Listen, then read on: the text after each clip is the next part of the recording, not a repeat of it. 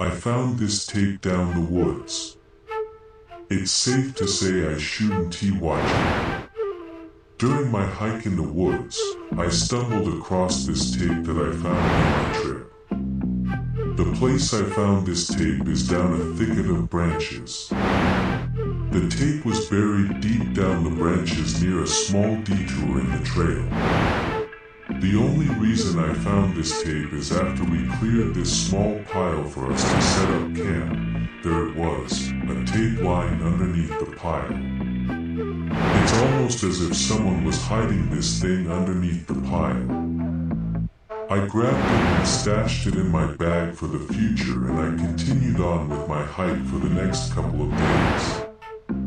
When I got home, I then looked closely at this tape that I just got. The tape is a VHS tape with a paper note titled "For Mom." The only notable thing about the tape is that its shell is somewhat damaged, probably due to the thing being piled underneath the branches and leaves, or it was probably dropped on the ground. Seeing this, my curiosity piqued as I wanted to know what was in that tape. I decided to buy a tape recorder, the cheapest one I could possibly find. I scoured the internet for an old tape recorder and I found an absolutely cheap one for only $5. Its owner, a young man living in a modest house doing a garage sale. He told me that he decided to sell off some of his father's belongings as he doesn't need any of it anymore, and he is willing to get rid of it for an absolutely cheap price. I bought it, plugged it in my TV, and finally, I placed the tape inside the recorder and played it. The recorder was that archaic as the quality of the image was compressed in a 4:3 format, which meant it left lots of space to the side of my TV screen. The recorder began to play the footage in it. The footage starts with a man recording their journey in the woods, just walking by the trail.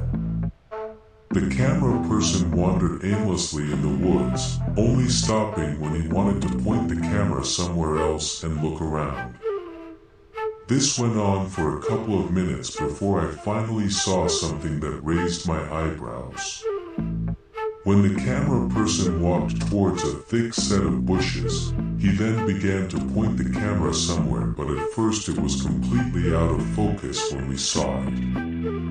The cameraman then adjusted the contrast of the video, zoomed it in even more, and then corrected the focus of the video. It revealed a small house in the distance, situated on top of a small hillside connected by a dirt driveway leading downhill. After a couple of minutes of silence, the cameraman finally began to speak. The compound. Many people around the area talked about this place. Here we are. The camera eventually zoomed out, but maintaining focus on the house in the distance. The recording then panned side to side, checking what is within its surroundings. On the left side of the property is dense forest, with parts of the dirt road extending deep within the tree line. On the right of the property is a fenced area. Within it is an open field filled with random objects such as furniture, appliances, and tools, all piled in a single area. Beyond that is mostly thick forest and not much else of note. The cameraman then explained what that property is supposed to be. According to him, the house was once owned by a family who lived there for 50 years. Then the house was eventually sold to another family, which is now the family that was supposed to live in that house. He said that the family is owned by a small family from Canada who then moved down here in New England. He further explained that the family is a bit of a mystery for the residents within the vicinity of this home.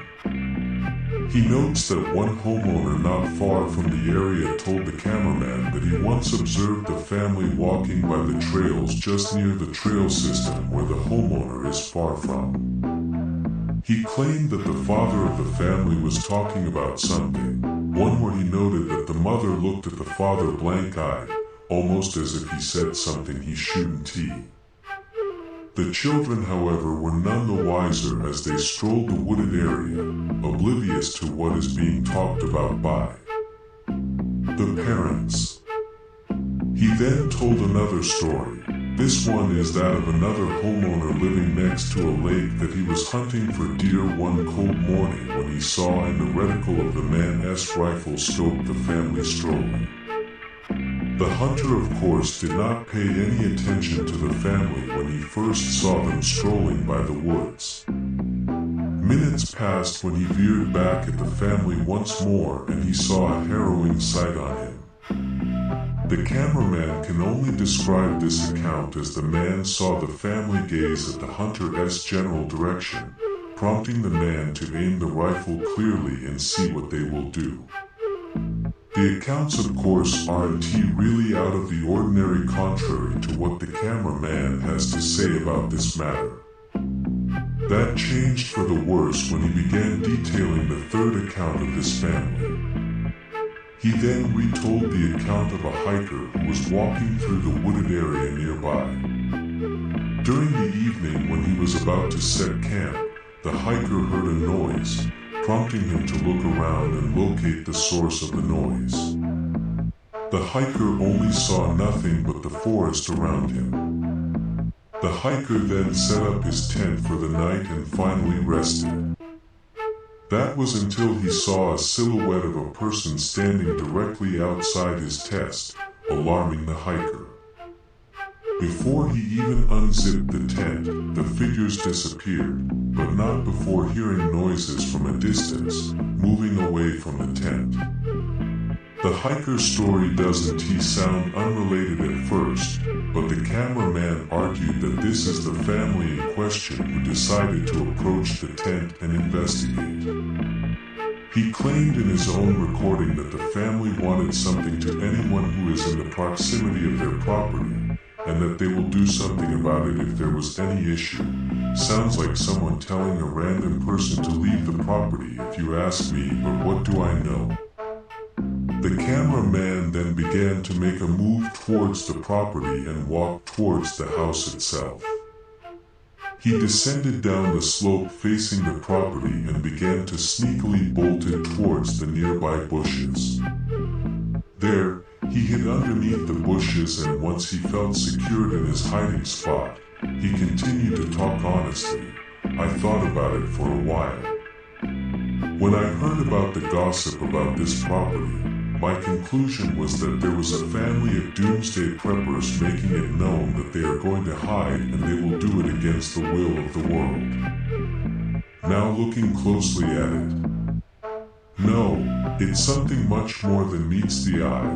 Whatever this family is hiding, I must know what it is. The cameraman eventually began to sneak closer and closer to the house, trying as hard as he could to not to make loud noise during his trek.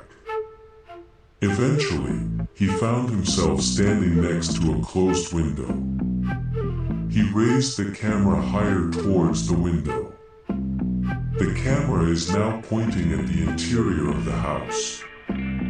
As the camera pans side to side, showing me the interior of the house, I see that the house that he was recording is empty. Sure, the kitchen furniture like cabinets and the tabletop is there, but there was no fridge, no stove, none of that in the kitchen at all. The cameraman, of course, did not see what the camera was showing me, which means that when I saw a shadowy figure standing in the far end of the house within the darker spots of the house, the cameraman did not even see it at all. The camera eventually pointed back outside, first to the ground and eventually the legs of the cameraman. Okay, this is the house of the family. I'm going to see what's in there first before I get in. The cameraman then stood up and peeked through the window. As expected, the cameraman was confused at the sight I saw prior when I heard him mutter, "Where the hell is the furniture of this place?" He then gets an even clearer view of the interior. Strange, there is nothing inside this place, he muttered, barely audible within the tape itself. The cameraman eventually